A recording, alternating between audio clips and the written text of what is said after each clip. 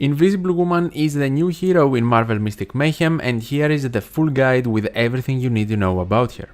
Starting off with some basic information, she is the new featured 3-star and only currently available in her dedicated banner. She is a controller of the cosmic type and can deal special damage. But what makes her so strong? Quite simply, Invisible Woman is immediately, and yes, even after the emergency nerf she got, one of the best, if not the best controller in the entire game, alongside Emma Frost and Doctor Strange. I would not exactly call her a traditional controller, because she has no healing in her kit, but has other means of survivability, and on top of that, very strong damage boosting too. She can provide a hefty shield at the start of the battle with her passive, she can blind enemies for 10 seconds, making them miss their basic attacks with her debuff skill, and can make all allies in the target area invisible for 5 seconds with her ultimate, which means they cannot be targeted by enemies at all. As far as her damage boosting goes, her other debuff skill makes enemies take way more ultimate damage, and her ultimate provides an attack boost as well on top of the invisibility for a whole 15 seconds, which is extremely good. She can also apply some special damage, but as a controller, she won't be doing the big numbers, just enabling others to do so. She also pairs up nicely with the rest of the Fantastic Four, even though you can only have 3 of them in a team, unfortunately. She can also provide damage boosting to characters that have a shield, meaning immediately when you enter the quest, because of her passive, everyone will have damage boosting. And overall, she has extremely strong abilities, and unlike Emma Frost, Sue can be used to boost damage in any team. She is not specific to one type of damage, which makes her super versatile as well. Have in mind, while both the blindness and the invisibility can protect the team, they do not make your characters immortal. Blindness does not allow basic attacks to go through, and invisibility targeted attacks, so for example, an AoE ultimate attack that does not specifically target you can still work and damage your characters. Another thing to be careful about is with her ultimate invisibility usage, if you apply it on 2 out of the 3 members of the team, the non-invisible member will immediately get targeted by the enemies, which might result being a problem if your Invisible Woman gets targeted, for example, and gets taken out of action, or generally your backline becomes vulnerable all of a sudden, since these are the characters that have lower amounts of HP. For a more specific example, let's say you run a team of Juggernaut, Thor and Invisible Woman. If you dash at longer range with your melee heroes, and Sue cannot apply invisible to herself, for example, all the enemies won't be able to see and target Thor and Juggernaut because they were applied with invisible, so they will focus your controller, which is not the best thing.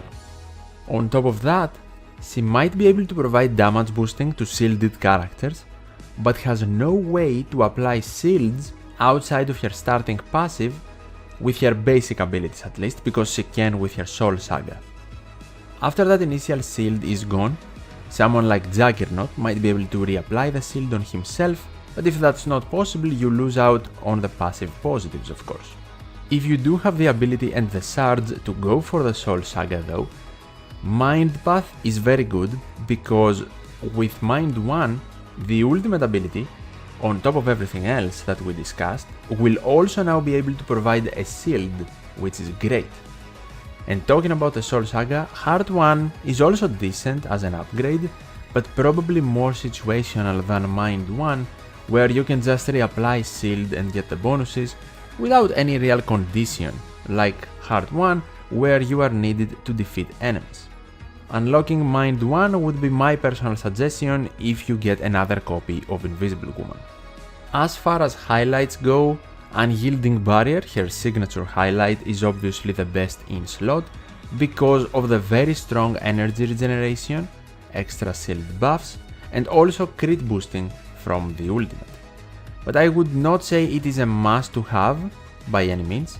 If you actually have the choice, I think getting a dupe of Invisible Woman is actually more valuable because you can unlock her Mind Path, and you can use Ancient Frontier as a backup, because it still can provide the same energy regeneration, which is awesome, and has good stats too, but not as good damage boosting because it boosts crit rate and not crit damage, but that can still be helpful. No Strings on Me is probably the best, more free-to-play option, and then Time for Walkies and even Weavers of Dream can be used if you have no other options, because other controller highlights that focus on healing output or more niche abilities like summons do not really help Invisible Woman at all. For her best artifacts, you want to focus on energy regeneration and boosting allies.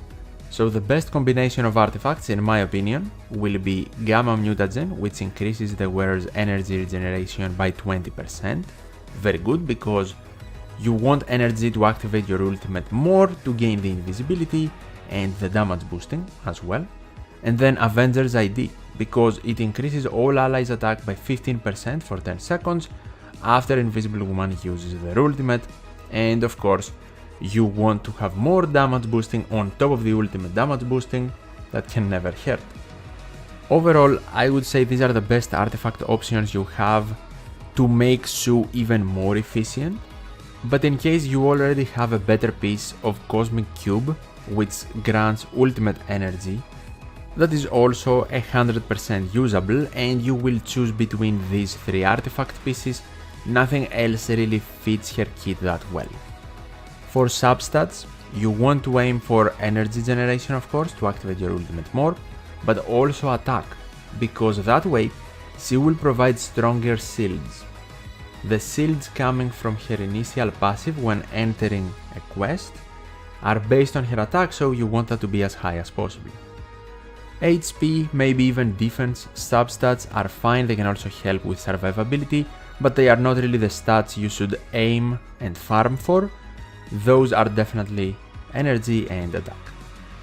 For her best team compositions, I would say that the basic layout that you should follow is Invisible Woman as the controller, then a DPS, either a striker or a fighter, and either physical or special damage depending on the quest, and a defender.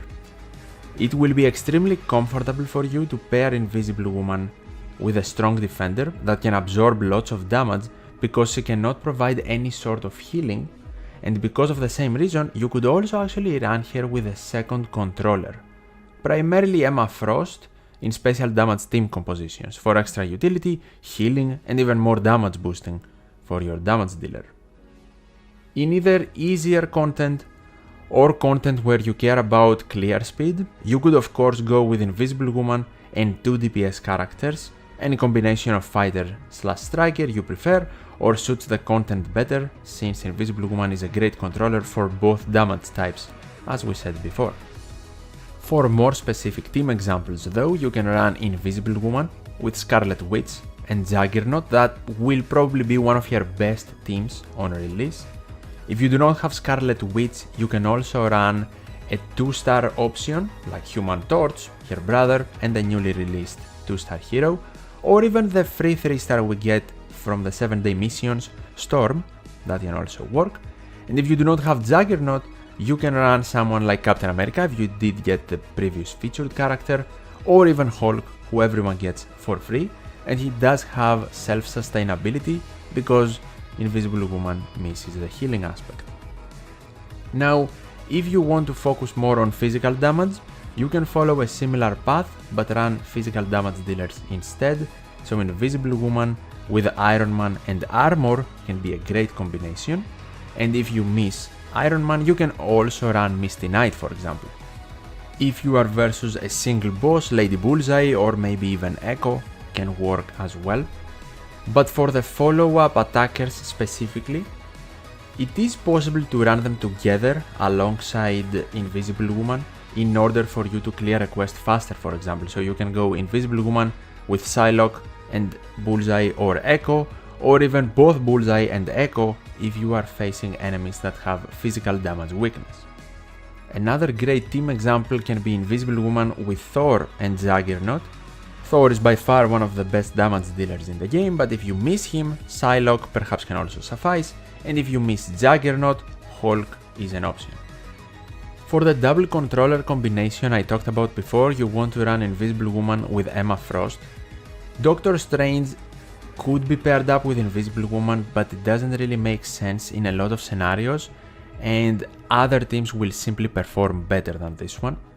So Emma Frost with Invisible Woman will give you a lot of damage boosting, and you should pair these two up with another special damage dealer. And of course, Thor or Scarlet Witch are the best possible options.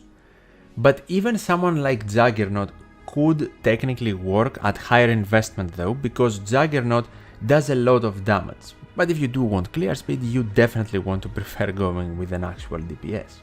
And of course, I have to mention the Fantastic Four pairing. You can run Invisible Woman with Human Torch and The Thing, the new characters that are now available, and then swap in Mr. Fantastic when he releases, but he will also be a featured character, so if you got Invisible Woman, I don't know if you will have the gems to pull him as well. And we don't exactly know what he does, so the rest of the Fantastic Four can technically work together, but we don't know his kit, but highly likely and just logical for him to also work with the rest of the three that are now in game. And after all that, is Invisible Woman a must-pull character? She is undoubtedly very strong and an amazing character, but I would not necessarily call her a must-have, especially if you have invested in Emma combinations, or you feel like you mainly need an upgrade in your DPS characters. Since you just have 2-star ones, you can keep saving in that case. But if in Emma compositions, for example, we replace her with Invisible Woman, the damage difference is not crazy enough, but of course, the team with Invisible Woman would do more. On top of that, Sue is generally more versatile than Emma Frost is, so if you like a strong damage boosting controller in general, or you want one that will stand the test of time and will be big help in many different team compositions, physical damage focused ones and special damage focused ones, Invisible Woman is a great investment and a very future-proof character. But that is the full guide about the new hero in Marvel Mystic Mayhem. Hopefully you enjoyed it, leave a like if you did, I would really appreciate it. Let me know of your opinion on Invisible Woman, and as always, thank you so much for watching, take care, and I'll see you in the next one.